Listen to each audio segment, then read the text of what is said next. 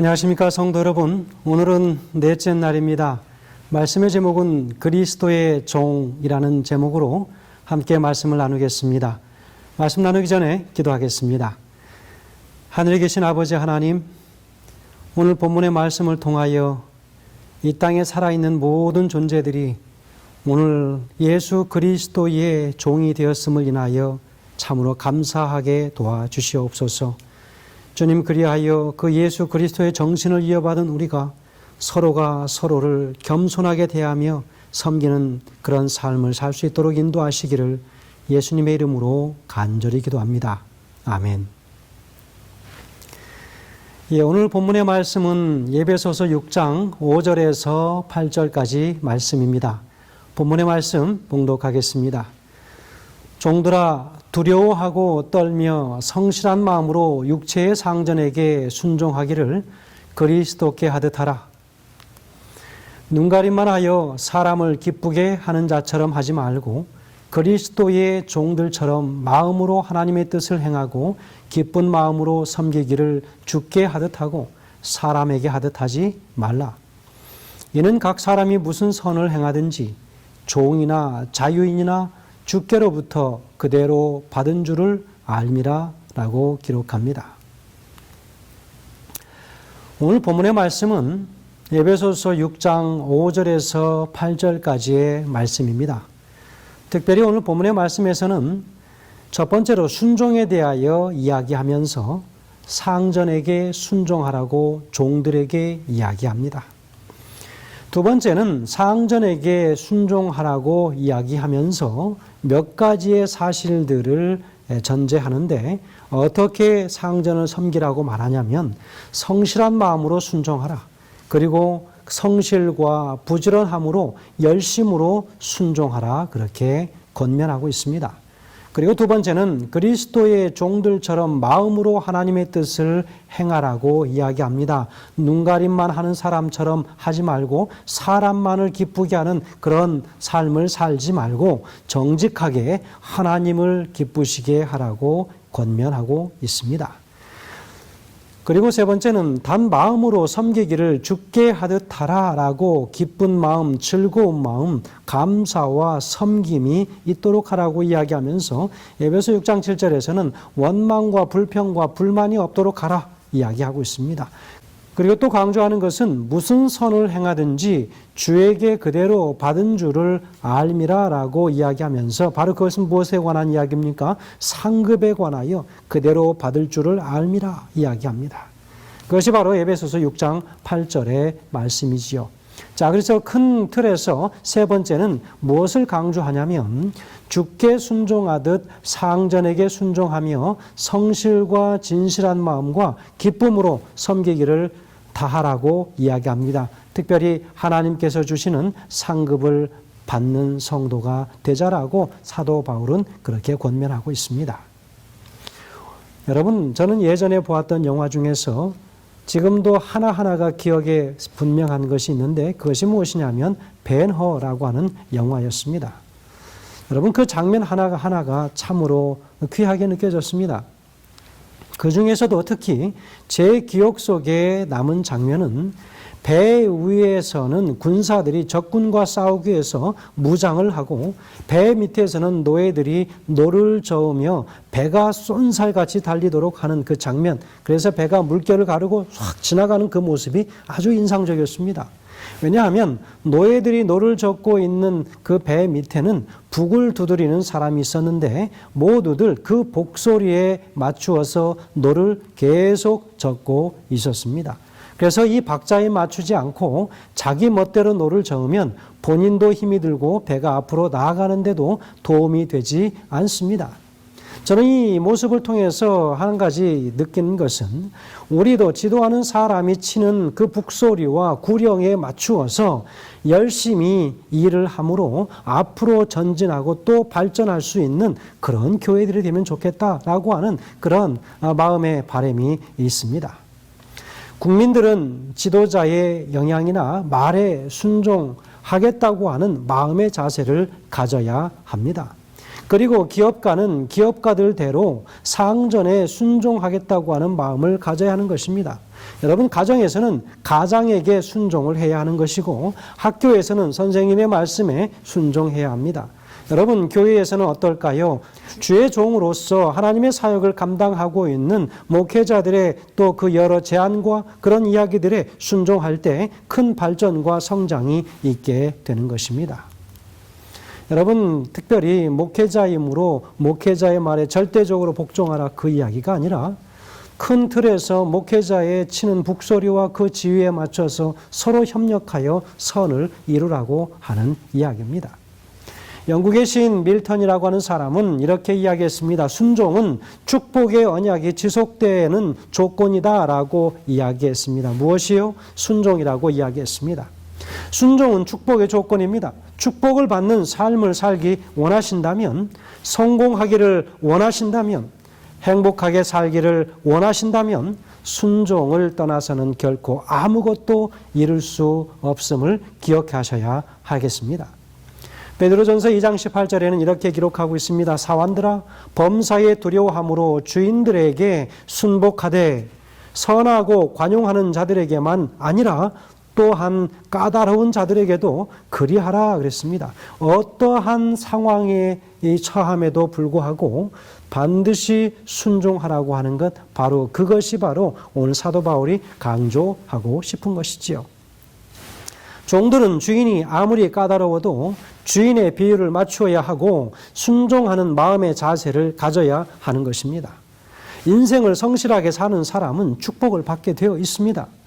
여러분, 그런 사람들은 어떠할까요? 그들은 땅을 기업으로 받는다라고 하는 약속이 있습니다. 그리고 하나님의 은혜를 받는다라고 분명히 강조하고 있습니다. 그리고 부유하게도 되겠다라고 그랬습니다. 그리고 멸망당하지 않는다라고 이야기하고 있습니다. 다른 사람을 다스리는 지도자가 되겠다라고 이야기했습니다. 마음의 풍족함을 얻겠다라고 성경은 또한 약속을 했지요. 명예와 지위를 얻겠다고 그랬습니다. 복을 받겠다고 그랬습니다.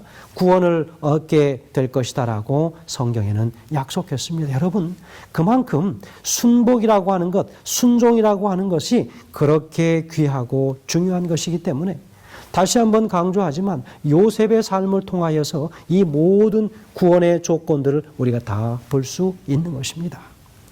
독일의 종교가인 마르틴 루터는 그렇게 이야기했습니다. 하나님께서는 우리가 아무 일 하지 않아도 성공하는 것을 원하지 않으시며 우리가 가만히 앉아서 빈둥거리는 것을 원하지 않으신다라고 마르틴 루터는 강조했습니다.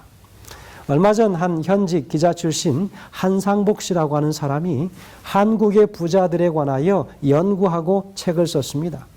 그래서 자수성가한 한국의 부자들 143명을 조사한 그 연구 결과를 책으로 냈습니다.